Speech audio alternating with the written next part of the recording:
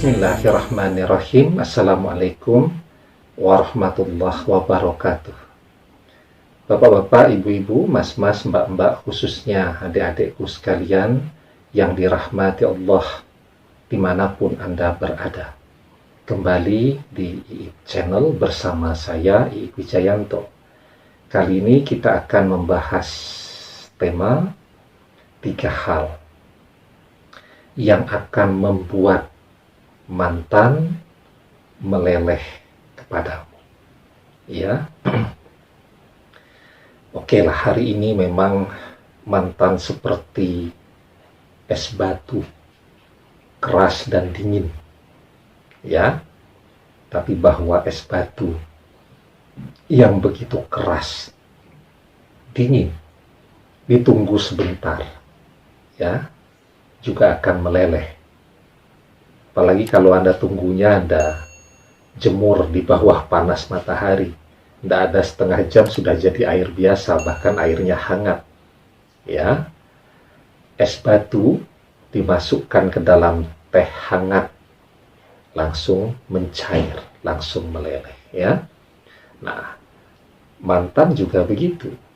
Kalau Anda melakukan 3 hal ini, ya, meskipun segala komunikasi dengan dia tutup dari jauh, ya, tanpa Anda perlu secara khusus datang untuk merayunya, dia pasti akan meleleh, ya. Karena biar bagaimanapun dia memblokir seluruh akun media sosial Anda, itu kan kelihatannya. Di belakang bahwa dia terus mencari tahu apa yang terjadi dengan kehidupan Anda, ya, Anda harus yakin bahwa itu dia lakukan. Misal contoh nih, kita bukan orang terkenal lah, ya, bukan public figure, artinya siapa juga yang mau googling tentang kita, ya. Ketika akun media sosial dia blokir, maka cara apa yang paling gampang untuk mengetahui apa yang kita lakukan dan apa yang kita posting? Dengan menggoogling, masukkan nama kita. Ya, Anda kan bisa ngecek tuh, berapa banyak orang yang menggoogling Anda. Ya, misalnya biasanya tidak pernah ada, tiba-tiba ada peningkatan. Misal ada 10 orang yang, atau 10 kali orang menggoogling nama Anda, maka kita bisa bersangka baik bahwa itu yang melakukannya adalah mantan. Tetapi terlepas dari segala teknik, bahwa ketika perpisahan itu terjadi, ya, cepat atau lambat, dia tetap ingin tahu apa yang Anda kerjakan dan apa yang Anda lakukan, ya. Nah, jadi ada 3 hal yang akan membuat dia meleleh. Yang pertama, ketika, ya, Anda adalah orang yang hatinya luas, ya, akhlaknya mulia. Jadi hati itu kan lebih luas dari samudra, lebih dalam dari samudra, dan lebih tinggi dari gunung. Itu hati.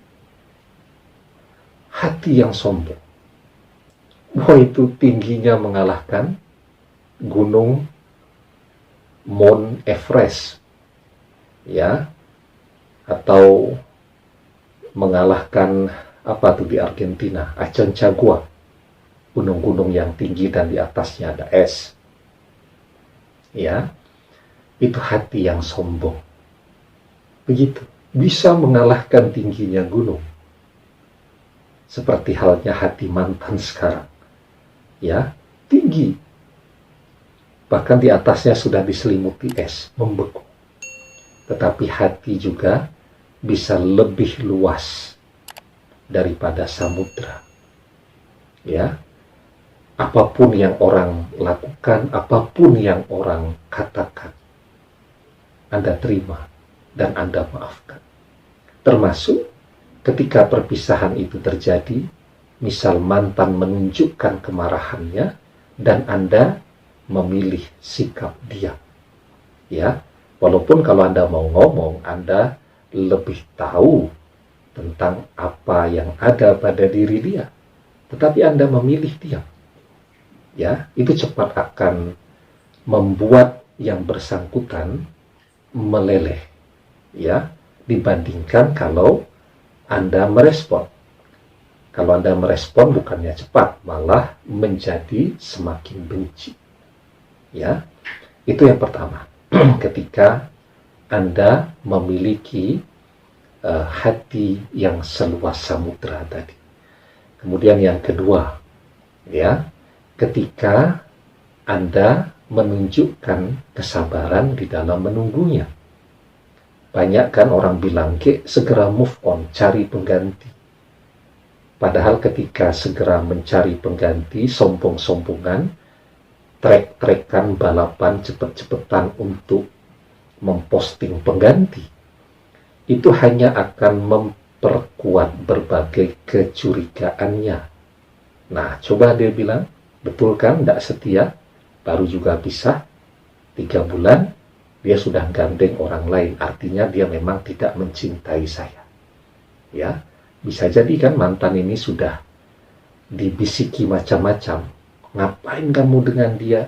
Dia kan hobinya jatuh cinta, hobinya ganti-ganti dan seterusnya.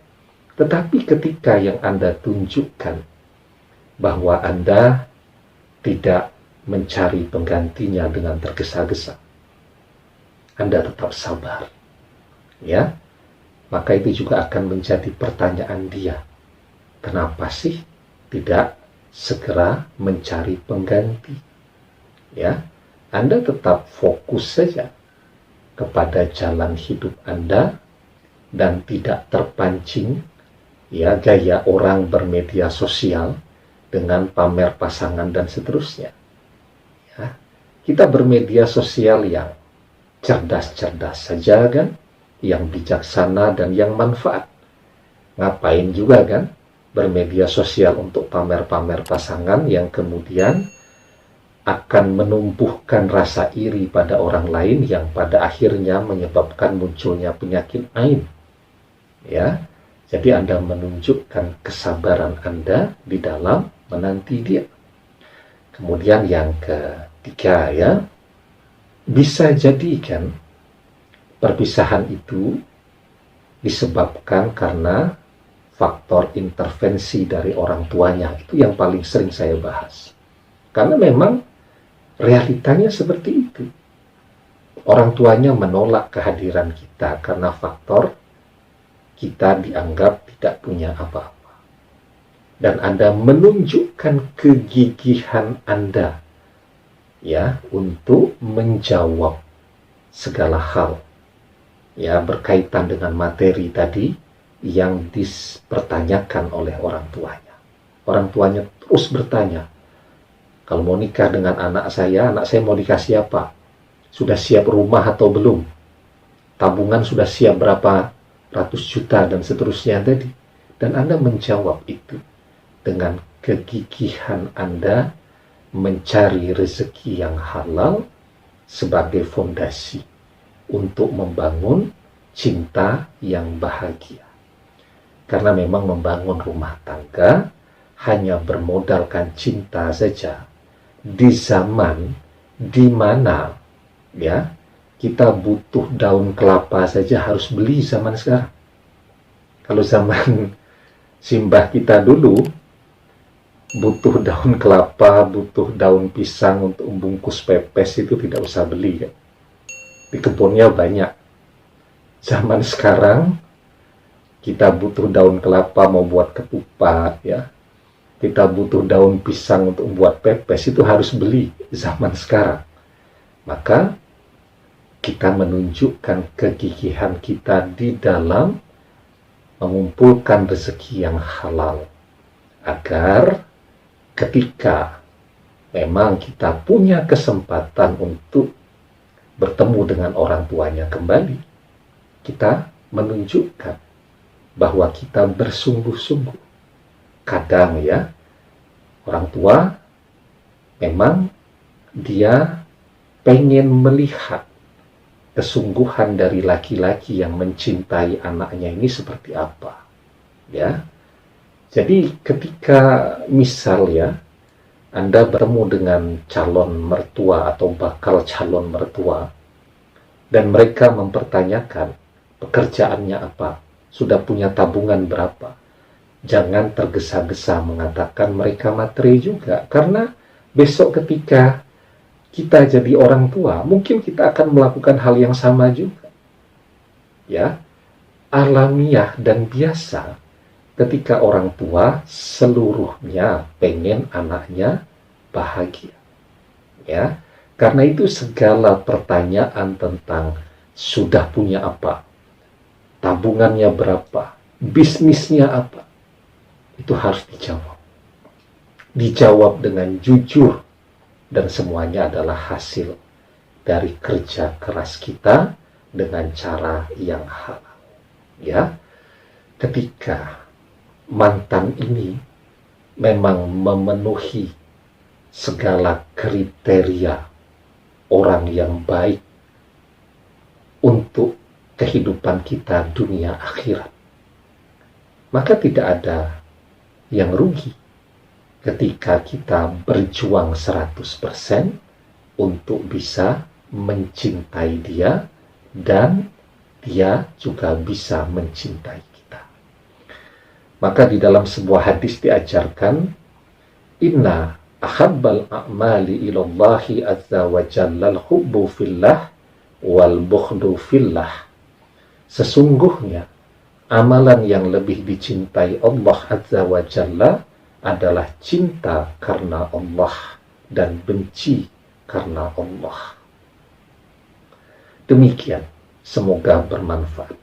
Wallahu a'lam bissawab, billahi taufiq wal hidayah. Assalamualaikum warahmatullahi wabarakatuh.